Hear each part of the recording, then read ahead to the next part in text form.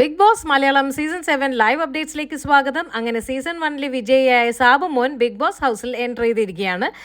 ആര്യന് കൊടുത്ത സീക്രട്ട് ടാസ്കിലൂടെയാണ് സാബു മോൻ വീട്ടിൽ കയറി. ആര്യന് ഈ ഒരു ടാസ്ക് കൊടുക്കുന്നത് ഏകദേശം ഉച്ചയാവാറായപ്പോഴാണ്. അങ്ങനെ ഒറ്റയ്ക്ക് ഉണ്ടായിരുന്നപ്പോൾ ആര്യൻ നന്നായിട്ട് ചെയ്തു. പിന്നീട് അക്ബറെ കൂട്ടി, അക്ബറും വലിയ കുഴപ്പമില്ലാതെ ചെയ്തു. പിന്നീട് ബിഗ് ബോസ് രണ്ടുപേരും കൂടി കൂട്ടാൻ പറയുമ്പോൾ ലക്ഷ്മിയും സാബുമാനും കൂടുന്നു. അതിനുശേഷം വീണ്ടും രണ്ടുപേരെ കൂട്ടാൻ പറയുമ്പോൾ ബിന്നിയെയും ഷാനവാസിനെയും കൂട്ടാൻ വിചാരിക്കുന്നു. അവിടെ ബിന്നി നന്നായിട്ട് തന്നെ ഇവരുടെ കൂടെ കൂട്ടത്തിൽ കൂടി പ്ലാനിനൊക്കെ സഹകരിച്ചു. പക്ഷേ ഷാനവാസ് സഹകരിച്ചില്ല.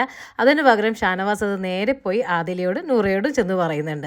അതോടുകൂടി ഇവരുടെ പ്ലാൻ പൊളിയില്ല എന്നിങ്ങനെ വിചാരിച്ചുകൊണ്ടിരുന്നു. കാരണം ഈ ടാസ്ക് അവസാനിപ്പിക്കേണ്ടതെന്ന് വെച്ചാൽ ഒരു ലൈവായിട്ടുള്ള ഒരു പ്രോപ്പർട്ടി, അതായത് പുറത്തുനിന്ന് ഒരാൾ വന്ന് ആക്ടിവിറ്റി ഏരിയയിൽ നിൽക്കുന്നുണ്ട്. പോരാത്തതിന് കൂടെ ഫുഡും ഉണ്ട്. ആ ഫുഡും തീർക്കണം. ഈ വന്ന ആളെ ആരും കാണാനും പാടില്ല. ഹൗസിൽ എവിടെയെങ്കിലും ഒളിപ്പിച്ച്, അങ്ങനെ വന്ന ലൈവ് പ്രോപ്പർട്ടി ഇവർ ടോയ്ലറ്റ് ഒളിപ്പിച്ച് നിർത്തുന്നു. വന്ന ഫുഡ് അപ്പുറത്തെ സൈഡിൽ ഇവരെല്ലാവരും കൂടി ഇരുന്ന് കഴിച്ച് തീർക്കുകയാണ്. അപ്പോഴേക്കും അനുവിന് എന്തോ സംശയം വന്ന് അന്ന് ആ ടോയ്ലറ്റിൻ്റെ അവിടെ തന്നെ ചുറ്റിത്തിരിഞ്ഞ് കളിക്കാൻ തുടങ്ങി. അനുവിന് അവ പിടികിട്ടി അതിനകത്ത് ആരോ ഉണ്ടെന്ന്. അങ്ങനെ കുറേ നേരം വാഷ്റൂമിൻ്റെ അവിടെ പുറത്ത് ഇങ്ങനെ വെയിറ്റ് ചെയ്ത് നിന്നു അനു. അപ്പോഴേക്കും ആദിലയും നൂറ് എല്ലാവരും സംഭവം അറിഞ്ഞിട്ടുണ്ട്. നെവിനും അറിഞ്ഞിട്ടുണ്ട്. അപ്പോഴേക്കും സാബുമോൻ നിവൃത്തി കെട്ട് അവസാനം ചാടേണ്ടി വന്നു പുറത്തേക്ക്.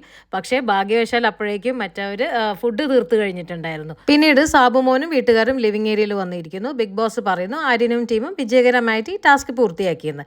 ഒട്ടും ഇഷ്ടപ്പെടാതെ ഷാനവാസ് ഒരു സൈഡിൽ, നെവിൻ, അനു, ആദില, നൂറ. അതിനുശേഷം ഷാനവാസ് ഒരു കാര്യം പറയുന്നുണ്ട്. ഇത് സാബുമോനും അതുപോലെ തന്നെ ഫുഡും കൊണ്ടുവരുന്ന ഒരു കാര്യമായിരുന്നെങ്കിൽ ഞാൻ സഹകരിച്ചേനെന്ന്. ഇത് കേട്ടത് എല്ലാവരും പൊട്ടിച്ചിരിക്കുന്നുണ്ട്, കളിയാക്കുന്നുണ്ട്.